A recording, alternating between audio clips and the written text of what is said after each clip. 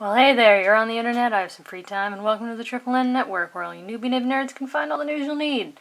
Let's look at an ink today, shall we? Now, today's ink is by Diamine.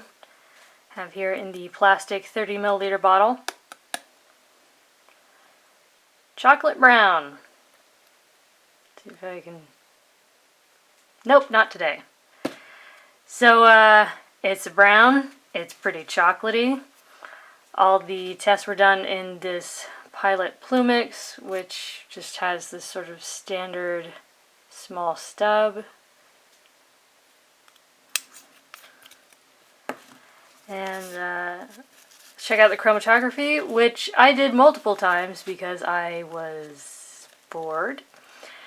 As you can see, for the most part, it just flees from water. There's a little bit of sort of a chalky brown down at the bottom. And then up at the top, there's this weird, like, red, orange, and slightly yellow at the corners explosion thing going on. So that's kind of cool. And then just for fun, I thought I'd compare it to some other browns. Here's Diamine's chocolate brown and Private Reserve chocolate brown. It was amusing that they both had chocolate browns. But as you can see, this one is a little lighter and shades a bit more. This one... Private Reserve one is much more saturated, it's much darker, and even here you can see there's some sheen. But this one you don't really see sheen. Well, you see it in the obscenely dense corners, but this one there's a lot more of it. And then I thought I'd just compare it to my personal favorite brown so far, Noodler's Walnut, which shades like crazy, has amazing water resistance, it's a fantastic ink, but yeah, so brown. Top down in density, Clairefontaine 90 grams per square meter.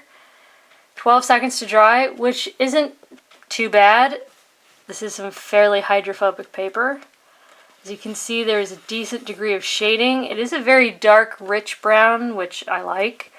Yeah, no bleed feather spread. So there's no echo on this paper, but it is very dense, and this is a fairly small nib. I feel like the stub feature really brings out the shading qualities because of the way that flat edge of the nib sort of pulls the ink around. But yeah, not a lot of water resistance. Again, what remains, kind of like in the chromatography test, is sort of like more of a lighter, chalky brown. It dyed the page. So, Next is Rhodia 80 grams per square meter, where I feel like it got a little bit lighter. Just a touch. 11 seconds to dry. Again, great shading. No bleed feather spread, no sheen. And I said I wasn't sure it was 100% office appropriate because this is very clearly a brown, whereas some browns are kind of passable because they look a lot closer to the color black, but whatever. Again, mostly gone. In fact, it's a bit darker here on camera. It dyed the page. Feathered and spread a bit. No bleed. Not a tremendous amount of echo. Next is Tomoe River Paper, where it took 12 seconds to dry, and where I really love this shading.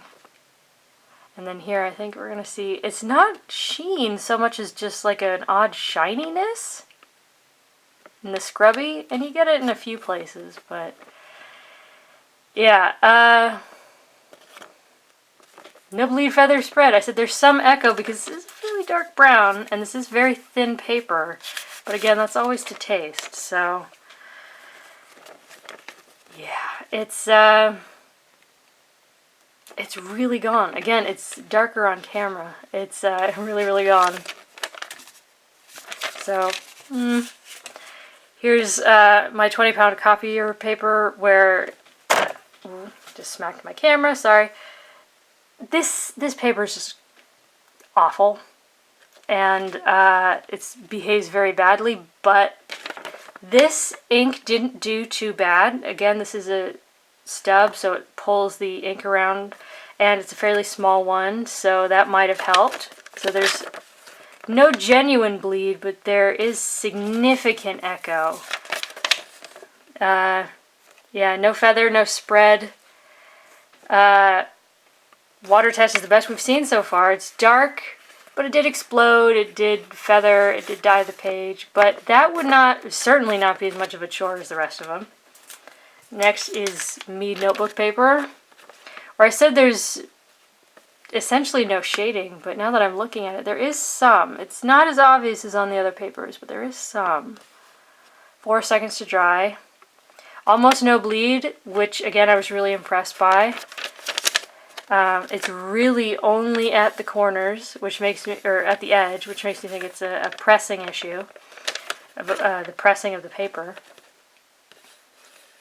Yeah, I was actually pretty impressed. I thought it wouldn't do as well as it did. Dyed the page. A lot of it's gone. It did feather, it did explode, but again, certainly more to work with than on the fancy papers. So. And lastly is Moleskine Notebook Paper, but this is that lottery paper that for some reason is behaving freakishly well. 7 seconds to dry. It's a very rich, vibrant kind of a brown on here. Good shading. No bleed feather spread, except at the very edge. There is some feathering, but really only like in this series of boxes. But yeah, water test. Not as bad as the legitimately fancy papers, but not great. It did dye the page, it did feather, it did explode. A lot of it is really, really gone. So, yep, there you go. There's Diamine Chocolate Brown. It's a good brown. It shades very well. It's more well behaved than I'd say the average Diamine ink is. Yeah. Good flow, good consistency, good color. Maybe not completely office appropriate because some offices are just oppressive hellholes that hate color. And that's sad. But anyways, this is Diamine's Chocolate Brown for your consideration from the Triple N Network. If you liked the video, please give it a thumbs up. If you'd like to see more, please subscribe to the channel. And thanks for watching. Bye.